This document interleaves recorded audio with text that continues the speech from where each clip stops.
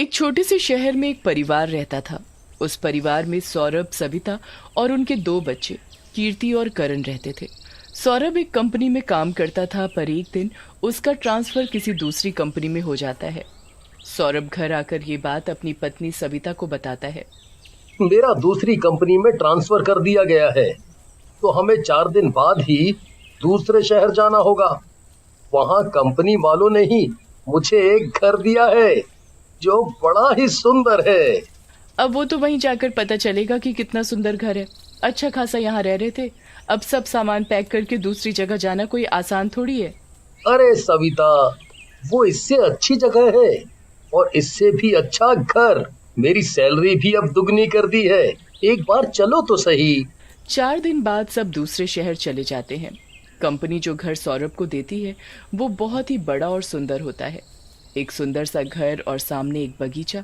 बच्चे तो इतना सुंदर घर और बगीचा देखकर बड़े ही खुश हो जाते हैं और जाकर उस बगीचे में खेलने लगते हैं।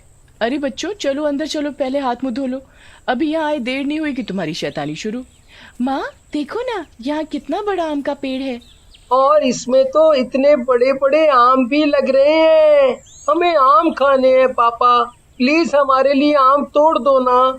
चुपचाप अंदर चलो तुम दोनों, कल बात करेंगे। दोनों बच्चे मुंह बनाकर अंदर चले जाते हैं। सविता घर की सफाई में लग जाती है और सौरभ बाहर सामान लेने चला जाता है।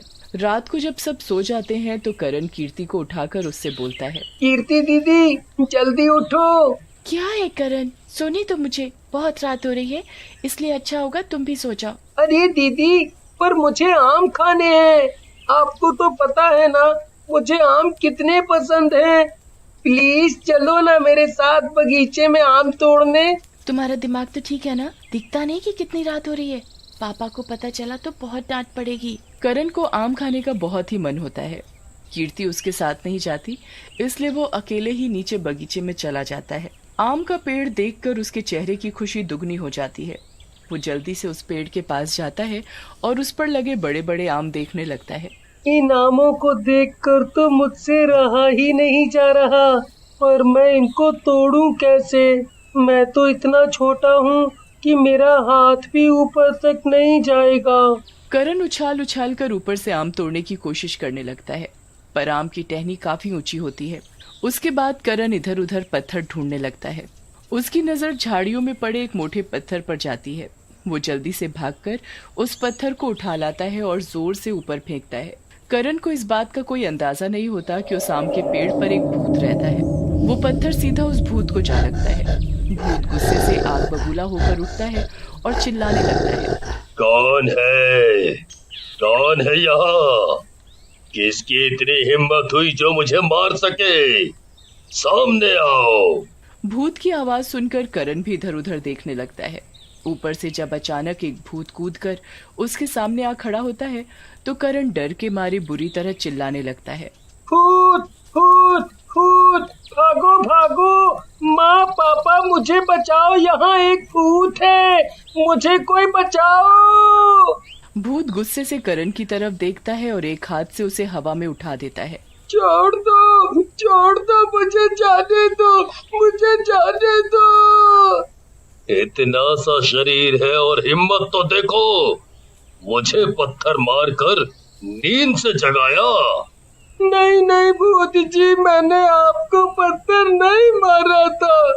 मैं तो आम तोड़ने आया था, मुझे नहीं पता था कि आप ऊपर सो रहे हो। पर तू है कौन और यहाँ इतनी रात को क्या कर रहा है? मेरा नाम करण है। हम आज ही इस घर में रहने आए हैं। मुझे आम बहुत पसंद है, पर कोई भी मुझे आम तोड़कर नहीं दे रहा, इसीलिए मैं खुद ही आम तोड़ने आ गया। तुझे पता भी है कि आम का पेड़ मेरा है, बस मेरा। कोई भी इसके आम तोड़ने की कोशिश करेगा या इस पेड़ को हाथ भी लगाएगा तो मैं उसकी जान ले लूंगा। भूत करण को छोड़ देता है। करण उसी वक्त वहां से सीधा अपने कमरे में भागता है। वो एक बार भी पीछे मुड़कर नहीं देखता। करण इस बारे में किसी को नहीं बताता ताकि उसकी डांट न पड़े कि वो रात में बगीचे में क्यों गया। एक दिन सविता सारा काम खत्म करके बगीचे में जाती है। वो आम के पेड़ के नीचे पड़े एक बेंच पर बैठ जाती है। जब पेड़ पर बैठा भूत सविता को ऐसा करते देखता है तो उसे बहुत गुस्सा आता है।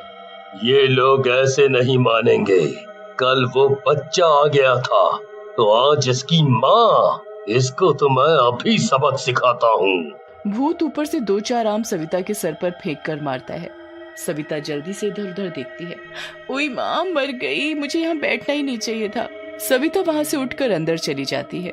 जो भी कोई उस आम के पेड़ को हाथ लगाता वो भूत उनको परेशान करने लगता। आए दिन उस पेड़ की वजह से कोई ना कोई परेशानी होती ही रहती थी और हमेशा उस पेड़ के पास कोई ना कोई घटना घटती रहती थी। एक रात सौरभ अपने दोस्त राहुल को घर पर खाने के लिए बुलाता है। हवा बहुत अच्छी चल रही होती है, इसलिए खाना खाने के बाद सौरभ और राहुल दोनों बगीचे में ही खड़े बातें करने लगते हैं। राहुल उस आम के पेड़ से टेक लगाकर खड़ा हो जाता है। इसकी इतनी हिम्मत जो मेरे पेड़ को खुरच रहा है।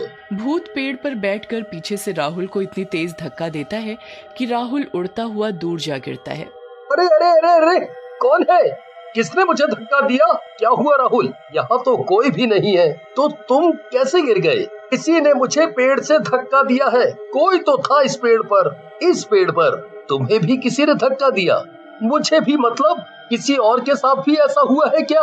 हाँ भाई, मेरे साथ भी ऐसा हो चुका है और आए दिन इस पेड़ पर कुछ ना कुछ होता रहता है। ऐसा है तो इस मुसीबत को ही यहाँ से हटा दो और इस पेड़ को ही काट डालो। अगले दिन सौरभ एक कुल्हाड़ी लेकर आता है। जैसे ही वो कुल्हाड़ी उठाकर पेड़ पर मारता है, पेड़ से खून निकलने लगता है और सौरभ वहीं बेहोश हो जाता है। वहाँ आंधी तूफान शुरू हो जाता है और उस पेड़ से धड़ाधड़ आम गिरने लगते हैं। जब सविता बाहर आती है तो सौरभ को वहाँ बेहोश देखकर जोर से चिल्लाने लगती है। वो उसे घर में लेकर जाती है और बिस्तर पर लिटा देती है।